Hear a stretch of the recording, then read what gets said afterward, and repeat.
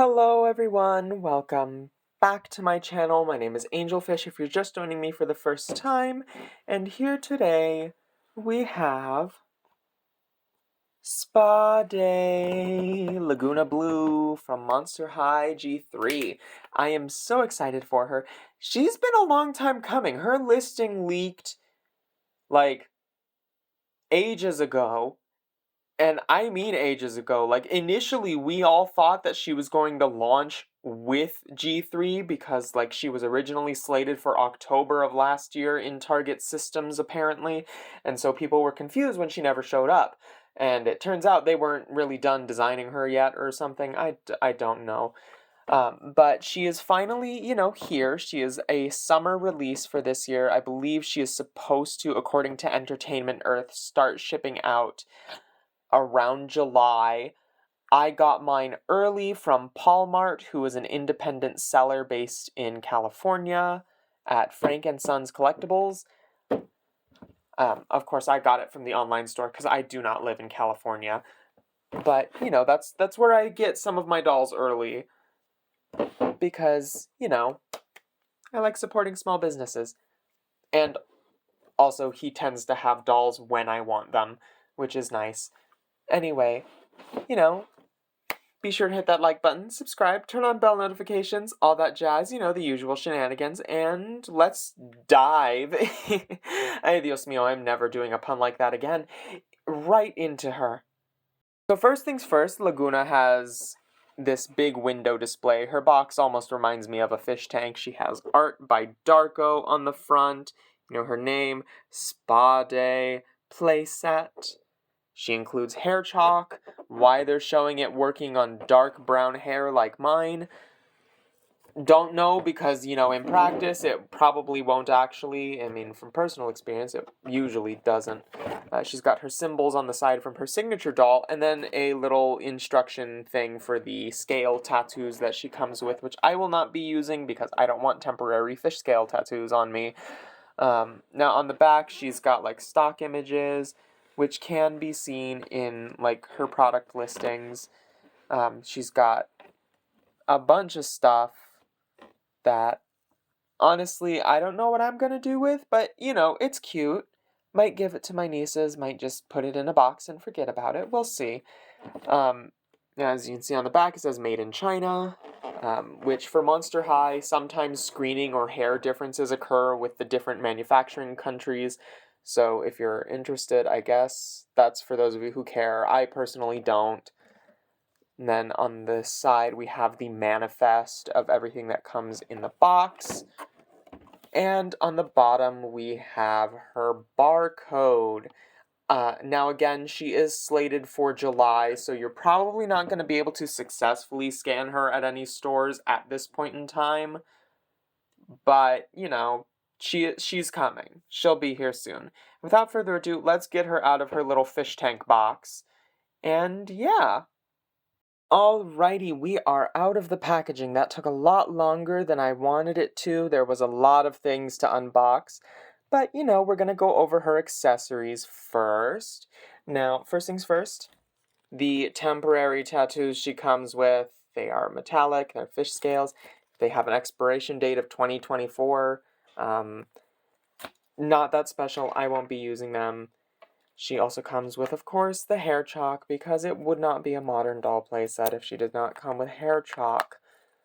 I say sarcastically, but, it's whatever, modern hair play dolls often come with it, despite it being almost no use for the doll, and barely applicable to most people. But it's something they include anyways. Then we have this seahorse comb, making her the second Monster High doll to come with a comb from G3, which is nice. The other one is, I believe, Gorganizer Draculaura, and, it's a comb. It works for her. It'll probably work for you. Seeing as it just volunteered, her headband, which is tabbed into place in the box, but, can come off. It's just a simple flat, flat color, but well, solid color. Why am I talking about it as if it's a painting? It's a solid color, like bow headband thing made of plastic. It's got octopus tentacles and a starfish in the center. And there's really not much else to say about it. She wears it in the show, so, you know, it's accurate. It's screen accurate. Next are these little pearl barrettes, which are sized for the small child in your life or yourself. If you want to cosplay G3 Laguna on a budget, I suppose these will work for her hair clips. They are not nearly as screen accurate, but you know, they're cute. And then for her, of course, she comes with more of her G3 signature hair clips, except these ones are actually pearlescent compared to the ones that the signature dolls come with. It's hard to tell on camera. The signature dolls, some of them come with pearlescent hair clips, others don't, but these ones do appear to be pearlescent, which is nice. At least they have a little shimmer to them compared to the matte white ones that her signature doll comes with. Then she has a myriad of these like shell clips and beads, which you can put either in your hair or hers, or just in the shell carrying case. Now these are pretty stuck in here, and I'm gonna have to get them out when I'm done filming or something. I don't know. We'll see. Then she comes with this clamshell carrying case, which has like a little compact, a text message, a starfish, her shell backpack, her Skulltimate Secrets little flower and like jacket insignia, and the skelet and bubbles, of course. It's got little pearl button, and it opens.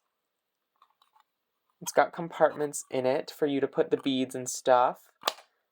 Pretty nice. She comes with a bunch of rubber bands for hair. They can be used probably for her, but I believe they are intended for you, should you choose to use them, as they are a lot larger.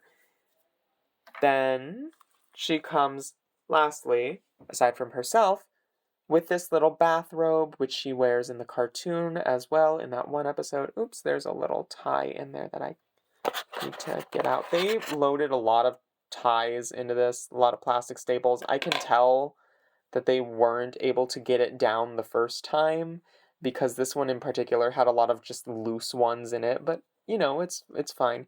Fabric wise, this is like a cheap carnival fabric. Well, I don't want to call it cheap. It's a well, it's not pleasant. It's not bad, but it's not pleasant. It's like the McDonald's Beanie Baby fabric. That's the best thing I can compare it to. And it's definitely sublimation printing. You can feel it. I guess this is what people meant when they said that you can feel sublimation printing. You can feel it on her. Now, of course, mine was sitting in 90-degree weather outside before I picked her up, but, you know, sometimes that's just how it is. It's not lined. It does have a fur trim, though, which is actually, like, soft. I believe this is minky fabric? Pretty nice. No cuffs on the sleeves, and a little ribbon tie for her to wear. And this is basically her creepover doll. And to go with that, you have a face mask, which has little fin handles that will go around the ears, unlike the one that Creepover Draculaura came with. So, and this one isn't nearly as squishy. Like, it's still kind of squishy, but it isn't nearly as squishy. And it comes on this absolutely terrifying plastic, like, form in the packaging. So do with that information what you will. Now it's time for Miss Lagoona Blue herself. Now, first things first, her hair, I'm sure that's what most people care about in terms of, like, quality and what it is. It's saran. Every color in it appears to be saran. This is her usual green from her usual blend. This is her usual pink. And I believe this blue is on Gulux Gulia. It feels like saran. I don't think it's poly. Yeah, no, it's saran. I do believe it matches Gulux Gulia, though. At first I thought it was like, you know, Creep Over Frankie's poly, but no, looking at my Creep Over Frankie next to me, it is not. And then she has this, you know, adorable little face with gradient makeup from a baby blue to pink, which barely shows up on camera. It almost looks a little funky on camera. In person, it's much more noticeable, much cuter. She has much more detailed eyebrows than any of her other releases so far, so that's interesting. And her scales are also a completely different color this time. They are much more noticeably a light blue and then a kind of like teal green in combination, so that is interesting. Um, she's, of course, got her freckles, as always, and a sort of like baby periwinkle lipstick. And then her earrings are hoops with a fish hook, little feathers, and fish bones in a pearly white color. They match on both sides. She comes wearing two repros of her signature G3 little shell necklace. One of them is in pearl white, one of them is slightly smaller, it seems, and in a purple that matches the sort of lilac in her hair. Then her pajama shirt is just this simple tie-dye blue stretch material with good waves only silk screened on the front, and two about elbow length mesh sleeves that go down to her fins. And, of course, her last clothing article, that's actual fabric anyways, are these shorts, which are elastic. There's no Velcro in the back, unlike the shirt, which Velcro's on. You just slide these on and off. It's got a fake ribbon tie in the front, and it is water tie-dye print with faint little fish skeletons on it, and a wave border on the pant legs. And then her shoes. Let's get down to her shoes. Also, her legs are back to being the same gradient that her signature doll has, which means Skulltimate Secrets is probably the only one that has like the half-sprayed legs. This is her shoes. They are kind of a rubbery plastic. Actually, not kind of. They are a rubbery plastic. Oh my gosh, it's like the Dead Tired Wave 1 shoes. Jeez. And they have nothing in the sole from what I can tell. Yeah, nothing in the sole. They're just kind of like pickle eraser texture, which is weird. Not sure how I feel about that. They've got black detailing with a shell on the front and around the back. One has an octopus, and the other has tentacles, a seashell, fish skeletons, and a shipwreck. Oh, and a human skull. That's interesting. I did not notice that when unboxing her. Is there a skull on this side? No. So, easy way to tell left from right, I suppose. Her left one has the octopus, her right has the skull. A little morbid, but okay. And that is Lagoona. We're going to put her in her little robe. Alrighty, and this is what she looks like in her robe. I also put in her little hair clips.